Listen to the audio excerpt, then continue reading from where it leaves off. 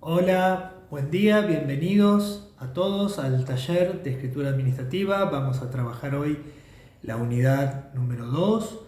Estuvimos trabajando en la semana pasada la unidad número 1 que tenía que ver con nuestro sistema representativo, republicano y federal, los tres poderes, poder ejecutivo, poder legislativo, el poder judicial, como nosotros como empleados públicos estamos insertos en ese contexto, cuáles son las estructuras organizativas, la estructura formal, la estructura informal que constituye la estructura real, las competencias y funciones que hacen nuestra cotidianeidad como empleados públicos.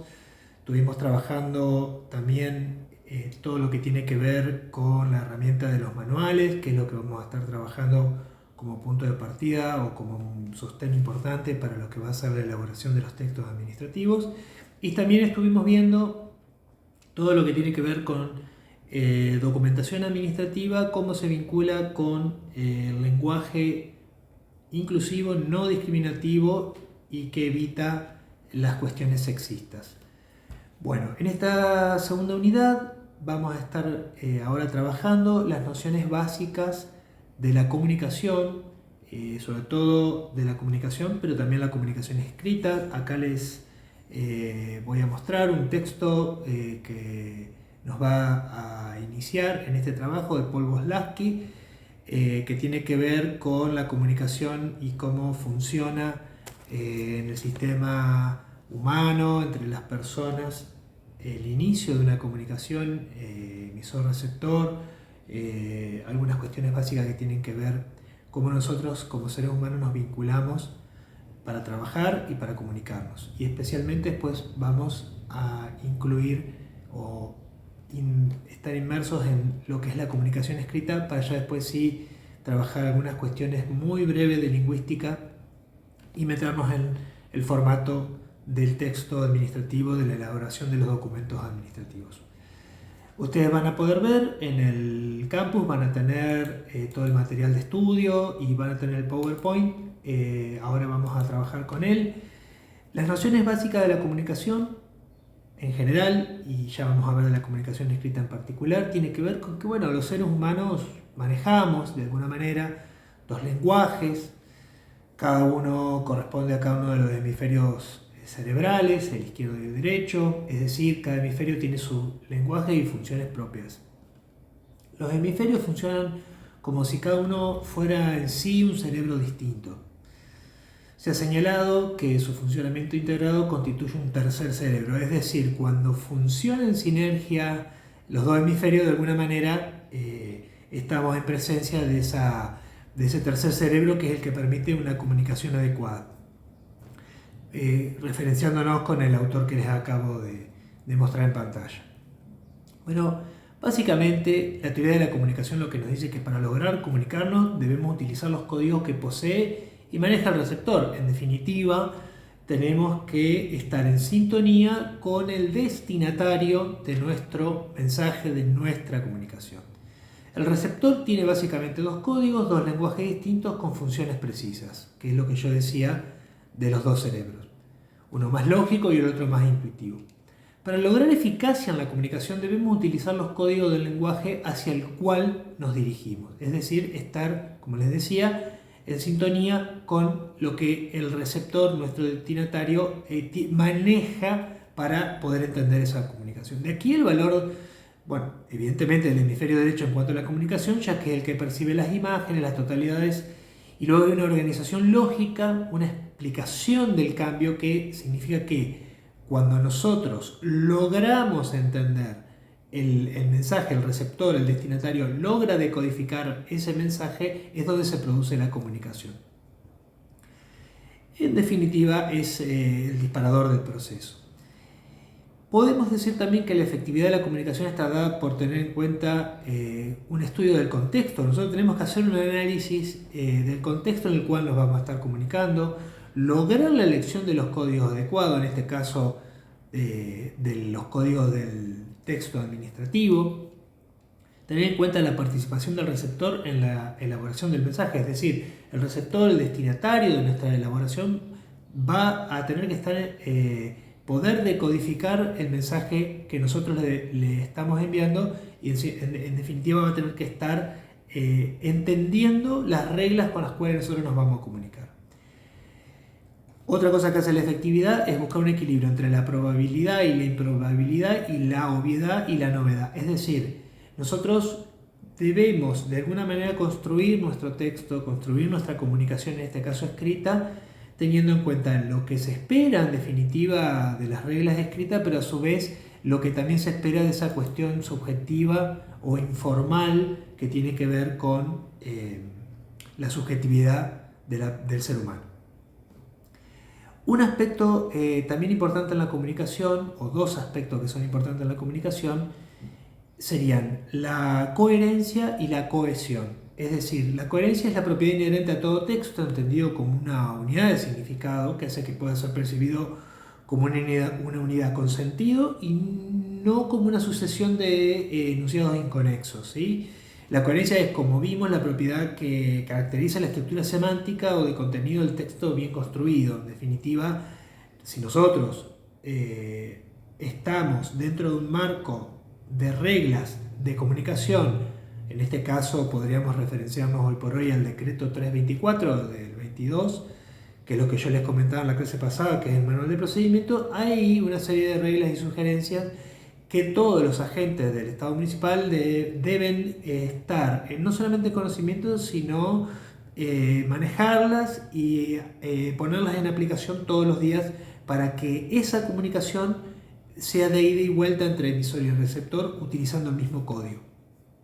Tengan en cuenta lo importante, hoy ha cambiado un poco el criterio del código y de la emisión y la recepción en cuanto a que es el receptor el que termina de darle sentido al mensaje. Bueno, esta coherencia se manifiesta en diferentes niveles, en la totalidad del texto, en sus partes constitutivas y los diversos enunciados que lo componen. Todo esto permite distinguir entre coherencia global, lineal y local.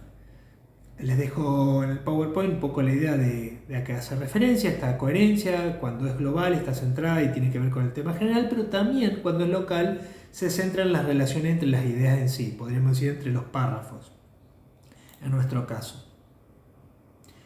Bueno, cuando hablamos de cohesión, como para cerrar un poquito el tema de nociones básicas, podemos hablar de que no solamente es coherente, sino que está cohesionado cuando nosotros al texto lo elaboramos conforme reglas que tanto emisor como receptor entienden, conocen y aplican cotidianamente. Pasamos un poquito ahora a lo que es la documentación administrativa. Esto un poco para ya meternos de lleno en qué hablamos o qué entendemos por documentación administrativa cuando trabajamos con textos. Refiere a la totalidad de los documentos emitidos. La documentación administrativa está relacionada con la gestión operativa de la administración pública. Básicamente tenemos que entender a la documentación administrativa como, cuando hablamos de documentación administrativa, a toda la documentación, cualquiera sea el tipo, que compone toda la elaboración que ha sido trabajada dentro de nuestra oficina y dentro de toda la administración pública, en este caso municipal. Ahora bien, eso es documentación administrativa. Vamos a hablar de documentos oficiales cuando hablamos de documentos que se vinculan a una actuación. Es decir, por ejemplo, los electrónicos en su caso también quedan incluidos cuando tienen firma digital, es decir, cuando están validados. El documento oficial es todo, podríamos decir en la jerga común, todo lo que está dentro del expediente. Deja de ser oficial cuando no figura en el expediente, tanto papel como el expediente digital. Bueno, nosotros vamos a tener, lo hemos hablado en la anterior unidad, como marco regulatorio dentro del Estado municipal, dentro de la administración pública municipal, para los textos administrativos y para el desarrollo del trámite administrativo, a la ordenanza 8256, que es justamente la de trámite administrativo. Nosotros vamos a tener distintas pautas que también vamos a ir viendo con el trabajo que vamos a hacer con el manual de procedimiento respecto de distintas consideraciones como por ejemplo la presentación, recepción y trámite de esa documentación. Fíjense que dice la ordenanza que toda petición o escrito que se formule y por el que se inicie un asunto ante la administración municipal será presentada ante mesa de entradas y deberá contener determinados requisitos que vamos a ver ahora. Pero lo que les quiero comentar es que de alguna manera nosotros nos podemos posicionar dentro de lo que es el trámite administrativo como una doble cara, en el sentido de que puede haber una presentación de un ciudadano, un privado que necesita que la administración pública le dé una respuesta de algún tipo, o como una comunicación interna dentro de las mismas áreas de la administración pública, en este caso municipal. Es decir, vamos a tener como una comunicación interna y como una comunicación con el exterior identificada con un ciudadano, con un privado que está haciendo una intervención dentro de la administración pública. Cuando esto se produce, no cualquier presentación puede tener validez. Sí existe lo que en derecho administrativo se llama la informalidad de la presentación ante la administración, pero en un contexto entendido que no se va a impedir la presentación a un privado de una petición por cuestiones de forma, pero sí vamos a requerir, por ejemplo, su nombre y apellido, que esté firmado, que los hechos estén explicados sintéticamente y lo que se peticiona en términos claros. Esto lo vamos a encontrar en el capítulo 3, en el artículo 9, que se llama presentación, recepción y trámites. También vamos a ver que la ordenanza prevé que se formen expedientes, que esto también tiene que ver con que se pueda formar a partir de la presentación de un privado, o que tenga que ver con, dentro de un expediente interno, tramitaciones que hacen a la propia sinergia de la gestión municipal, en este caso la administración pública, donde nosotros trabajamos cotidianamente. Esta formación del expediente, que está en el capítulo 4, el artículo 15, tiene que ver con entender que una vez admitido, en este caso por un privado, la presentación, ante mesa de entrada se procederá a formar el expediente respectivo, en el cual se irán agregando sucesivamente las peticiones o actuaciones a las que diera lugar la sustanciación del asunto. De alguna manera, y en un paralelismo, podemos entender que esto también se da cuando son expedientes que giran en forma interna entre las distintas áreas. Los expedientes serán compaginados en cuerpos numerados. Esto seguramente en algún momento también se va a tener en cuenta cuando hablemos del expediente digital, que seguramente próximamente lo vamos a tener en sede de la Administración Pública Municipal. No solamente está la página de Mi Paraná, sino que incluso ustedes van a ver también en la bibliografía que tenemos, yo les voy a consignar el link al digesto online, que ahí pueden encontrar también la normativa en formato digital. En el capítulo 5 vamos a encontrar el apartado que tiene que ver con el recibo, foliado, el registro y el movimiento del expediente. Por ejemplo, el artículo 18 habla de que la mesa de entrada deberá registrar todo el movimiento de los expedientes. La mencionada oficina será la única autorizada para dar informes sobre la actualidad del trámite y su movimiento, lo que podrá realizar por intermedio de fichas escritas. También dice que siempre la mencionada oficina extenderá al requerimiento del interesado una constancia firmada y sellada de esa presentación o del movimiento del expediente.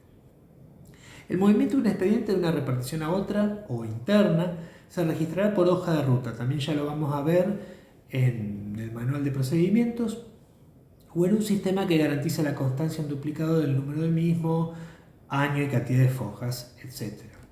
Ningún expediente o escrito puede ser tramitado en forma o modo distinto a lo señalado en la presente norma, siendo responsable, y esto me parece muy importante para los agentes que trabajamos todos los días cotidianamente, siendo responsable en tal caso los jefes de aquellas reparticiones que permitan la salida de los mismos de forma regular y sin practicar las anotaciones de rigor. Esto está en el artículo 21 de la ordenanza. Yo les voy a pedir, por favor, que para esta semana trabajemos en grupo.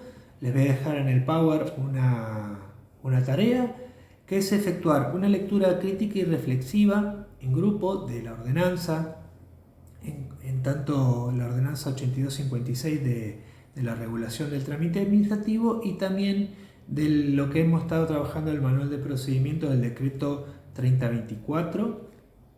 Y en cuanto a esta lectura, les voy a pedir que reflexionen especialmente sobre los artículos 9 a 27, lo que hemos estado repasando ahora brevemente, y les voy a pedir por favor que esquematicen brevemente los aspectos salientes del diligenciamiento de la documentación administrativa, la recepción de la documentación y su tramitación y distribución. Cada grupo, puede tomar uno de esos rubros y focalizarlo su trabajo en un apartado en particular, ¿sí? También les voy a pedir que hagan una reflexión, lo van a tener también ahí en el Power para trabajar. Si podría dar algunos ejemplos de su oficina, más allá de que en el manual están previstos algunos modelos, si ustedes tienen cada uno en particular, y no importa que el grupo esté compuesto por distintos miembros de distintas oficinas, si tienen alguna plantilla preelaborada, si tienen alguna guía propia de la oficina en la cual hayan estado trabajando. Avanzo un poquito más con la ordenanza y les comento un poquito lo que es tramitación y distribución. Fíjense, cosa que seguramente ustedes también lo tienen de su propio saber cotidiano. Las direcciones de despacho de unidades equivalentes son las encargadas de asegurar la distribución de la documentación administrativa a las unidades de su jurisdicción, el control de circulación y el cumplimiento de los plazos de tramitación de los expedientes administrativos. Los expedientes se identifican en mesa de entrada mediante un número asignado por el organismo de origen que no podrá ser modificado y por la denominación o sigla que identifica ese organismo. La identificación, que es el número con que se inicia un expediente, será conservada a través de las actuaciones sucesivas, cualesquiera fueran los organismos que intervengan en su trámite. Esto es importante en el sentido de cómo es la circulación de esa documentación administrativa, que me parece que tiene que ver un poco con el tema del respeto de los plazos y de la dinámica en la cual nosotros tenemos que cumplir con la elaboración de esa documentación que vamos a elaborar. Todas las unidades tienen la obligación de suministrar información de un expediente en base a su identificación inicial, es decir, además, en la carátula deberá consignarse el órgano con responsabilidad primaria, que es el órgano encargado del trámite, y el plazo para su resolución, para identificar al responsable del trámite y asegurar así la eficiencia del procedimiento. Esto se lo remarco, pues tiene que ver un poco con lo que hablábamos al principio de la unidad 1 de las competencias y funciones. Nosotros tenemos dentro del organigrama, y para eso sirve, distintas jerarquías, distintas responsabilidades de los funcionarios, y cada uno de esos funcionarios, cada uno de nosotros como agentes, debemos respetar esa funcionalidad y debemos cumplimentar no solamente con los plazos, sino con las competencias a las que tenemos asignadas y vinculadas a las funciones. Es decir,